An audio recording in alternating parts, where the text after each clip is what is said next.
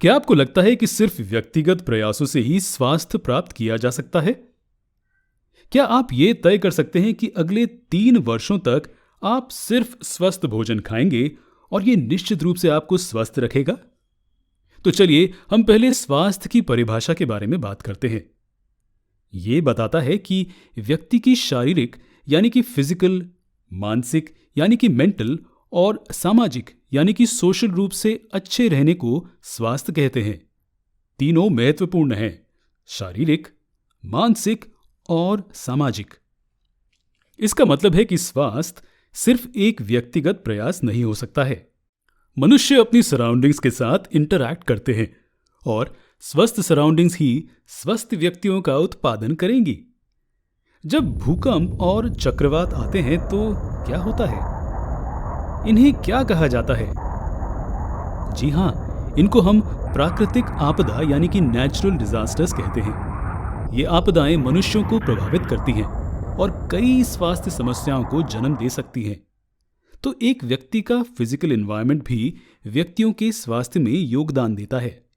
व्यक्तियों के स्वास्थ्य को और क्या चीज प्रभावित करती है? समाज? जी हाँ, मनुष्य समाज यानी कि सोसाइटीज में रहता है और उससे प्रभावित होता है। ये राजू है और ये इस जगह रहता है। क्या आप देख सकते हैं कि ये किस स्थिति में है? कचरे का डिब्बा भरा हुआ है और चारों तरफ खुले नाले हैं। लोग जगह जगह कूड़ा डाल रहे हैं और हर जगह मच्छर और मक्खियां हैं। कोई शक नहीं कि राजू बीमार पड़ जाता है और उसे अस्पताल ले जाना पड़ता है।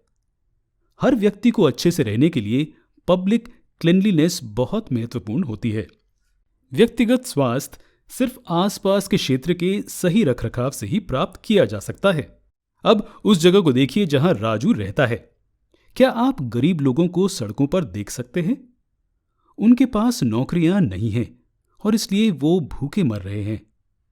अच्छी आर्थिक यानी कि इकोनॉमिक स्थिति व्यक्तियों के अच्छे स्वास्थ्य को सुनिश्चित करती है। अच्छी आर्थिक स्थिति अच्छी सेहत कैसे सुनिश्चित कर सकती है? यह स्पष्ट है, जब लोगों के पास अच्छी नौकरियां होती हैं तो वो पैसा कमाते हैं और स्वस्थ भोजन खरीद सकते हैं।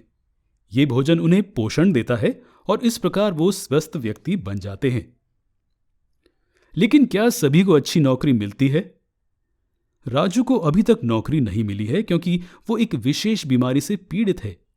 उससे लोग दूर रहते हैं और भेदभाव करते हैं और इससे वो निराश महसूस करता है। एक उदास व्यक्ति खराब मानसिक स्वास्थ्य से पीड़ित होता है और काम के लिए अयोग्य होता है। इस प्रकार अच्छे स्वास्थ्य के लिए आर्थिक और सामाजिक समानता जरूरी होती है। तो हमने अब तक क्या सीखा? क्या स्वास्थ्य सिर्फ व्यक्तिगत चीजों पर निर्भर करता है? जी नहीं। स्वास्थ्य एक व्यक्ति के जीवन में शारीरिक, सामाजिक और मानसिक संतुलन होता है। सामाजिक परेशानियां एक व्यक्ति को प्रभावित करती हैं और एक व्यक्ति समाज को प्रभावित करता है।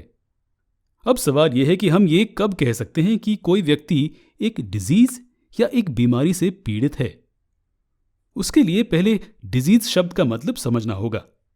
इसे करीब से देखें।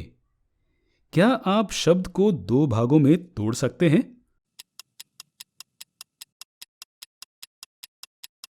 हम इस शब्द को आपके लिए तोड़ते हैं। डिस और ईज। डिजीज शब्द के 2 भाग हैं। डिस और कुछ नहीं बल्कि परेशान का छोटा रूप है। तो बीमारी डिस्टर्ब्ड ईज है। डिस्टर्ब्ड ईज से हमारा क्या मतलब है? जब कोई व्यक्ति परेशान होता है तो वो असहज होता है, तो हम कहते हैं कि वो एक बीमारी से पीड़ित है। एक व्यक्ति का आराम, जैसे कि हमने अभी पढ़ा, विभिन्न चीजों पर निर्भर करता है। लेकिन रुकिए, हमारे अगले सवाल को ध्यान से सुनिए। क्या हम कह सकते हैं कि अच्छी सेहत का मतलब बीमारी का ना होना? क्या अच्छा स्वास्थ्य हमेशा बीमारी का अभाव होता है? वास्तव में नहीं। अच्छे स्वास्थ्य का मतलब है कि आप अपना सर्वश्रेष्ठ प्रदर्शन कर सकते हैं। एक नाचने वाला व्यक्ति अच्छे स्वास्थ्य में होता है जब वो अच्छे से नाच सकता है, और एक किसान अच्छे स्वास्थ्य में होता है जब वो अपने खेतों में नियमित रूप से काम कर सकता है। इसलिए वास्तविक स्वास्थ्य एक बड़ा विषय है। डिजीज शब्द का इस्तेमाल आजकल अधिक सीमित अर्थों में किया जाता है। हम डिजीज का इस्तेमाल तब करते हैं जब हमें किसी विशेष बीमारी या अस्वस्थ अवस्था के बारे में बताना पड़ता है। हम अगले वीडियो में देखेंगे कि रोग कैसे दिखते हैं और उनके कारण क्या होते हैं।